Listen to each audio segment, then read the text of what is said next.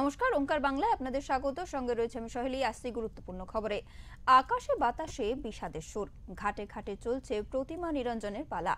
বাজে কদমতলা সহ অন্যান্য ঘাটেও চলছে প্রতিমা বিসর্জন। নিরঞ্জন পর্ব যাতে নির্বিঘ্নে সম্পূর্ণ করা যায়, তাই কলকাতা পুরসভা ও কলকাতা পুলিশের পক্ষ থেকে বিশেষ ব্যবস্থা করা হয়েছে। বৃহস্পতিবারের পর শুক্রবারও ঘাট পরিদর্শনে আসেন কলকাতার মেয়র ফিরহাদ হাকিম। আকাশে বাতাসে আজ বিষাদের সুর, কারণ ঘাটে ঘাটে চলছে প্রতিমা মা দুর্গা প্রতিমা নিরঞ্জনের পালা।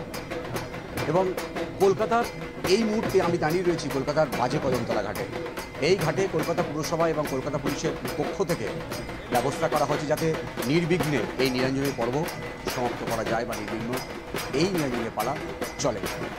এই মুহূর্তে আমি আমার ক্যামেরা পার্সনকে বলবো, এই মুহূর্তে ঘাটে এসে পৌঁছেছে একটা প্রতিমা এবং কলকাতা কর্পোরেশনের যে কর্মীরা রয়েছেন তারা সেই প্রতিমাকে ট্রেনের সাহায্যে গাড়ি থেকে নামিয়ে সেটাকে ঘাট পর্যন্ত আনা হয়েছে। এবারে নিরঞ্জনের জন্য অপেক্ষায় রয়েছে মা, আর কিছুক্ষণ পর হয়তো মাকে নিরঞ্জন দেবে।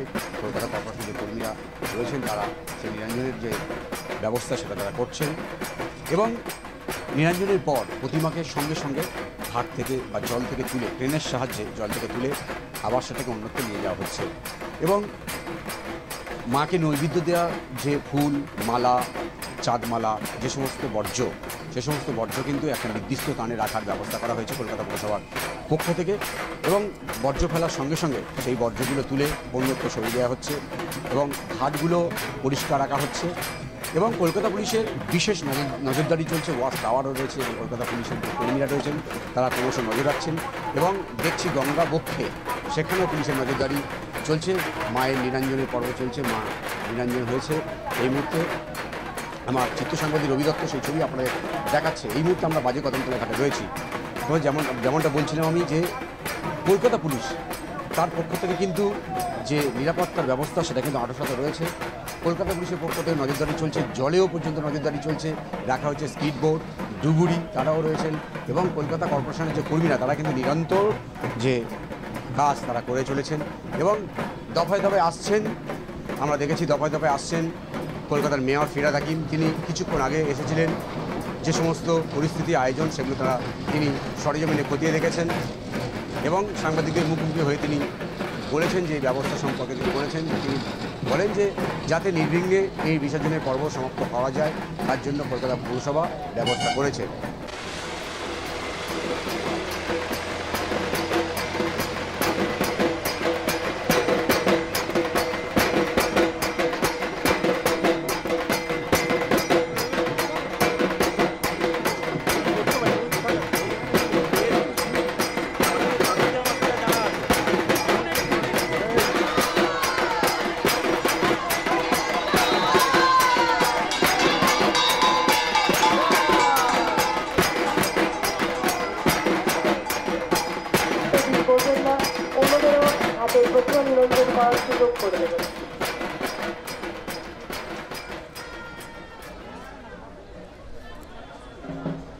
কালকে এটা একটা রেকর্ড হয়ে গেল। আগের বার প্রথম দিনে 900 হয়েছিল, কালকে 1800 আর 300 মানে পুকুরগুলো মিলিয়ে প্রায় 2100 মতন প্রতিমা বিসর্জন হয়েছে।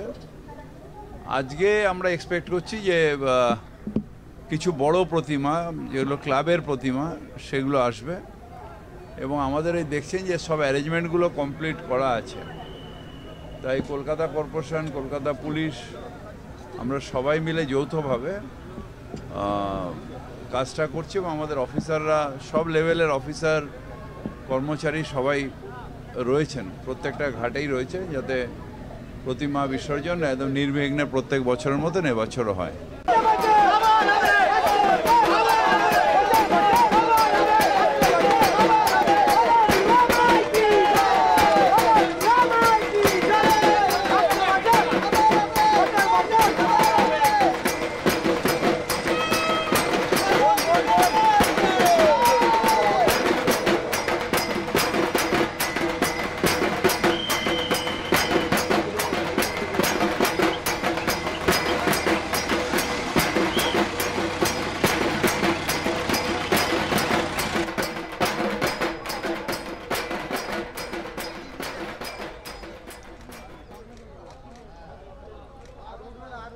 এবং কলকাতা পুরসভার পক্ষ থেকে যে ব্যবস্থা, সেই ব্যবস্থায় কিন্তু যারা নিরঞ্জন দিতে আসছেন, যারা পুণ্যার্থী বা ক্লাবের সদস্য যারা, তারা কিন্তু বলছেন যে কলকাতা পুলিশের যে উদ্যোগ এবং কলকাতা পুরসভার যে ব্যবস্থা, সেটা কিন্তু তারা অনেকটাই খুশি।